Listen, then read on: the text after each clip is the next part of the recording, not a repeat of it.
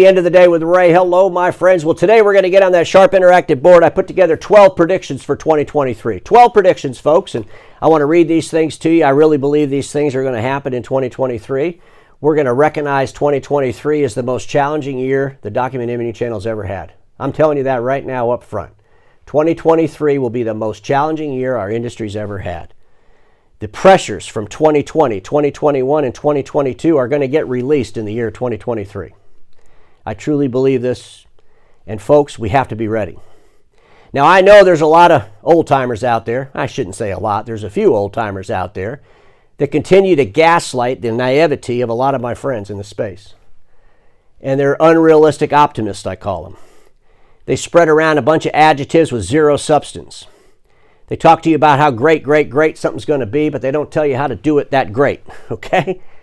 We've seen our industry trying to transition into IT for over a decade, kind of miserably, and I've talked about this quite a bit. But folks, 2023, all these things that we've been doing not so well, all the things that the world threw at our industry are all coming together, and in 2023, the pressure's going to get released. Think of the volcano.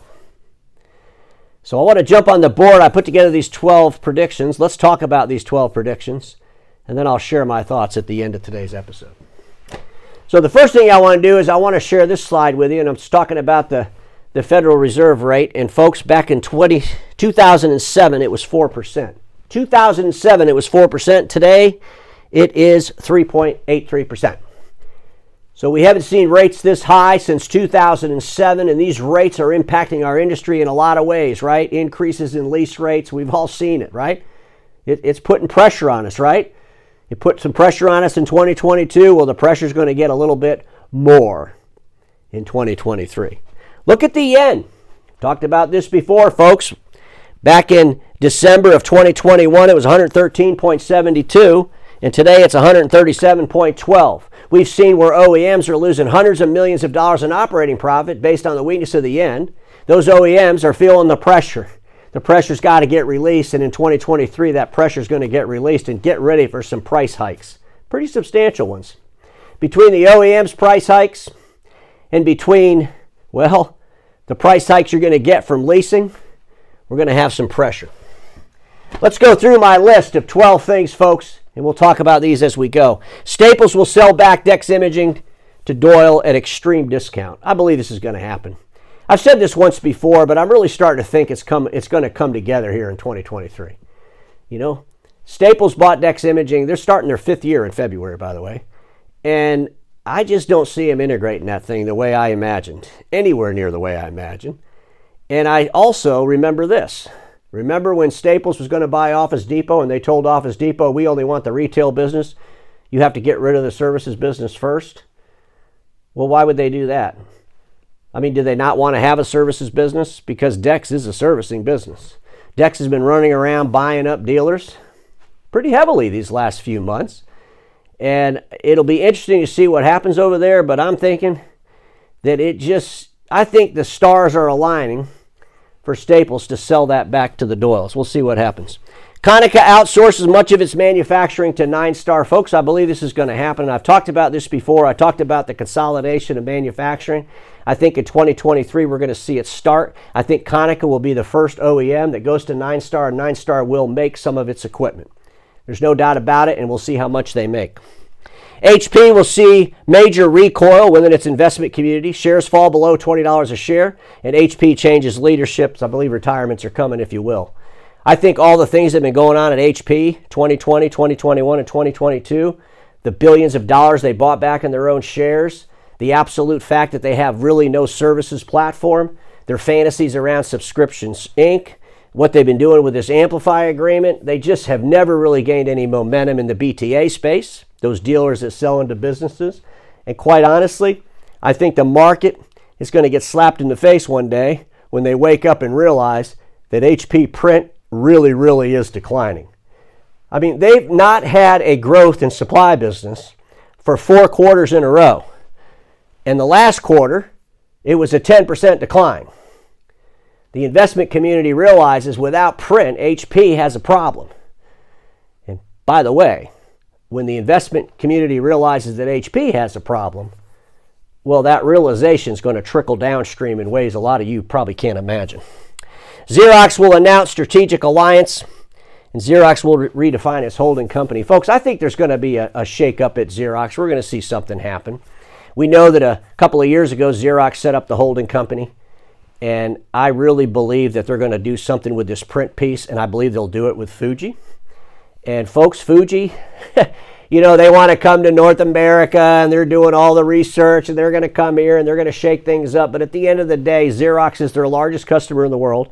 And do they really want to come here, do something outside of Xerox to compete with Xerox? Or do they just want to figure out how to embrace Xerox in a declining marketplace anyway and make it all work out? And I really believe that Xerox and Fuji will work something out in some kind of a joint ownership venture, and maybe they can take Xerox off the market. Because quite honestly, the stock market continues to look at Xerox as a print company. And as the investment community starts to see what's going to happen with HP, and they start looking at Xerox, it's just not going to give investors a lot of, well, let's just say hope. And if Xerox could spin off the print piece with Fuji and get that off of the stock market and then focus in their holding company on these futuristic programs they have going on, especially with that augmented reality platform, CareAR, which I'm a big fan of, I think, you know, they could do much better. Let's just say that. Ricoh liquidates some assets. I think the camera business for Ricoh will be gone. And I also believe that Ricoh will align themselves more with Kyocera on more manufacturing. You know, Kyocera makes that Ricoh inkjet, right? The Task Alpha 15000C. Kyocera is branding that for Ricoh as well. And I think that you could see Ricoh and Kyocera doing more together, especially around the A4 product lineup. Great America will redefine aspirations regarding Collaborance, their IT master service provider platform. And folks, I stuck that in there because I really believe that this is a reality coming. And I think it's something we should talk about. You know, Great America is kind of like the OEMs. They don't really share the details around the Collaborance deliverable. We know that the leasing deliverable in print is going to get pressured. I mean, I've talked about this, right? I mean, leasing print equipment is not going to be anything like it was in 2019. I mean, that's a short-lived venue. And leasing companies are going to have to figure out what are they going to do, what else are they going to offer in the marketplace to offset the massive amounts of dollars they were leasing when we were overspeccing and overselling A3. And then what other things are they doing in the marketplace that they should evaluate? Because you can't do things just because you want to. You know, folks, I've said this before, but when Orlando Bravo said that we got to stop chasing revenue at all costs and focus on profitability, he was talking about the whole world, not just Tomo Bravo, the largest private equity group in the world. That was a warning to the whole world. And I think we need to pay attention to that warning.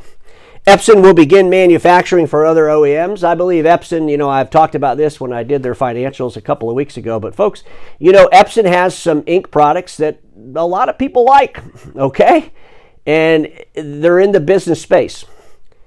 And the other OEMs are going to start realizing that businesses can benefit greatly with ink. And Epson's going to start to realize that we're not going to go in there and start replacing all this distribution one machine at a time. We've got to get a major OEM to be able to capture the imagination of that major OEM's base. And I really believe 2023 will be the year we'll see Epson do something with another OEM. E-commerce will move from a dealer's dream to one of reality, and this is what I'm hoping for. But I really believe that this will happen. I would not be surprised if we see an episode on Fridays with Frank called Let's Give E-commerce More Respect. And the further title will be, let's respect e-commerce for what e-commerce is, okay? Let's not disrespect e-commerce by trying to create something that's nonsensical based on the fantasies of an outdated industry. I'm really hoping in 2023 we all come to that realization. Konica exits much of its remaining direct operations. I believe Konica will exit out of much of their direct operations. And I believe All Covered will eliminate Forza. And I've been talking about this for a while now, but Forza, the ERP that was going to change everything and everybody, I'm not sure how many people are left in that. You don't hear a whole lot of marketing from the Forza folks out there. You don't hear people bragging about how great that ERP is. And quite honestly, I think Konica, Ricoh, all the OEMs, they have to address things that aren't helping them move the needle or be profitable. Ink will become major discussion point within business print. I call it the ink revolution, and that ties back to Epson and the rest of these folks. But I believe that we're going to start hearing more and more and more about ink in business print. And there's going to be a momentum that we're going to contribute the start of that momentum really to 2023 when it all happened. And by the way, I'll be really pounding that message with my Ink Revolution talk tracks. Because folks, I'm telling you, I think Rizzo's got some great capabilities in the space. I think Epson has capabilities. I think Kyocera with some of their ink technology. How do these other OEMs that are really good at ink work with the other OEMs to get that distribution? We're going to see it happen. A major roll-up will be liquidated as credit cost encumbers its ability to remain solvent. And folks, this is a tough one to say, and I'm not going to tell you who I believe that to be, but it will happen. And I've been thinking this for the last couple of years. But we're going to see a major roll-up just go away. And they're not going to go away as a home run. They're going to go away because they didn't have the ability to diversify that base into additional revenues profitably. And folks, we've seen some folks, you know, the whole roll-up mentality was to do what? Was to put other products into those accounts to replace the declining revenue you bought. This buying up growth in a declining marketplace is absurd unless you're going to put something else into those accounts. It really is absurd. You're buying something that's going to be worth less the second after you buy it. And it's questionable, and it's kind of nutty when you think about it. Lexmark, since no longer an OEM, and I want to talk about that real quick. Lexmark is no longer an OEM, and I think we need to start thinking about Lexmark as a brand, as a marketing company. That's all they are. The equipment is manufactured by NineStar.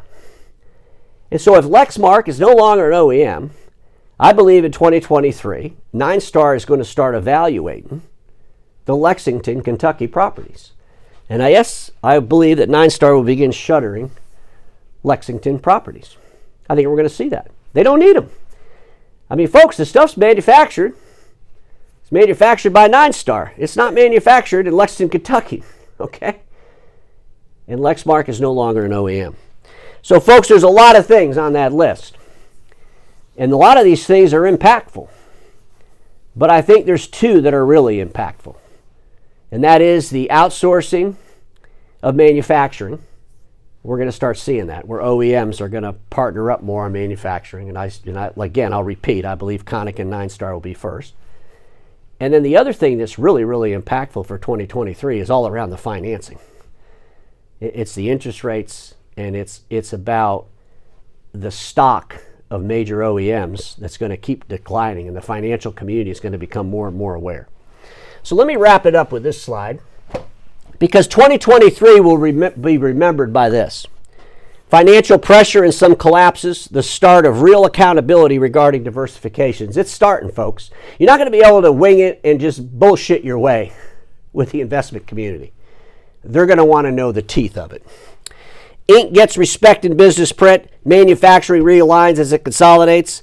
And here's one that I stuck in there, and I'm really hoping this to be a reality. Dealers begin to reject the gaslighting of consultants and award-giving organizations and focus on reality. Folks, we've got way too many people taking advantage of the naivety or maybe the fear of an industry. And they're taking advantage of these people in this industry with this gaslighting nonsense by trying to convince the industry that everything will be okay if we just stay the way we are, if we just take what we're doing and then apply this to it.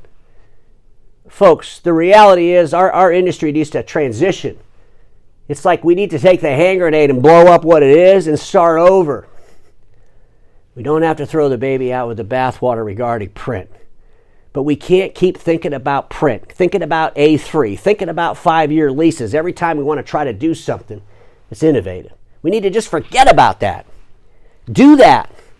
Let that team do that. Create new teams that develop new products and services to go into the marketplace to change the game. So 2023 could be a fantastic year for an industry, even though it will definitely be the most challenging in the industry's history.